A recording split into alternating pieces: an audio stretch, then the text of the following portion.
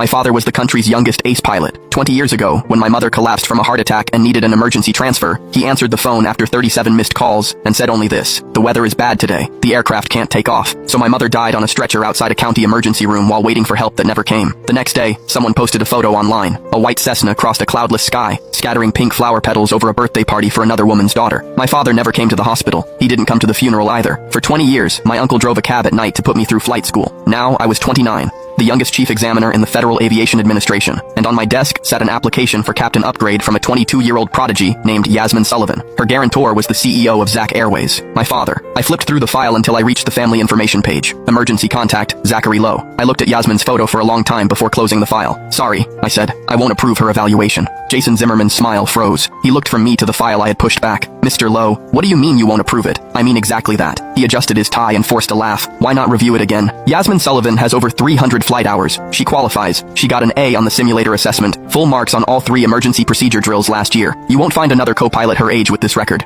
As chief examiner, I have the right to reject any application I find suspicious." Jason kept one hand on the file. "Mr. Lowe, how about this? I booked a table at Beston Club tomorrow night. We can talk. Take the file back." The smile vanished from his face. He picked it up and headed for the door, then paused. "Mr. Lowe, you're only 29. Yeah, it must have been hard getting to this position." His voice was soft, almost a warning. Then he left. The office went quiet. I stared at the faint imprint the file had left on my desk, then turned toward the window. Outside, the sky was a clear, endless blue, the same kind of sky my Uncle Peter had described from 20 years ago. He had stood outside the county hospital, calling my father again and again, 37 times with no answer. The 38th call finally went through. In the background, there had been children laughing, propellers winding down, and my father had said the weather was bad. That afternoon, my secretary Annie knocked and stepped in. "Mr. Lowe," Zach Airways called. "They want to know if you finished reviewing the file Mr. Zimmerman delivered, and when it'll be approved." I reviewed it. "Tell them the rejection notice will be posted in the system tomorrow." She hesitated. "Mr. Lowe, the person in charge of Zach Airways is Zachary Lowe." "I know." She met my eyes, then quietly left. That night I called Uncle Peter. He was driving his cab, and I could hear windshield wipers brushing back and forth. "Uncle Peter, did you eat?" "Yeah, why are you asking all of a sudden?" "Just checking." He chuckled and didn't press. Before hanging up he said, "Day after tomorrow is your mom's death anniversary. Don't forget." "I won't." After the call, I opened the safe in my apartment. Inside was a brown paper envelope sealed with tape gone yellow from age. I took out 2 documents. The first was a weather assessment report signed by Zachary Lowe 20 years ago. In the remarks column, "Not suitable for takeoff." The second was the official hourly weather report from the South On Observation Center on that same day. Visibility, more than 6 miles. Cloud ceiling, above 2 miles. Wind speed, 5 knots. Clear skies. It had taken me 7 years to obtain those 2 pieces of paper, one from the Federal Aviation Authority archives, the other from the National Meteorological Department. They had never been placed side by side, until now. At 6 that evening, the disciplinary inspection team received a complaint from the board secretary of Zach Airways. The accusation: I had abused my authority in Yasmin Sullivan's assessment because of personal grievances. I had been waiting for that call. The next morning, Mike Zeller from disciplinary inspection phoned me.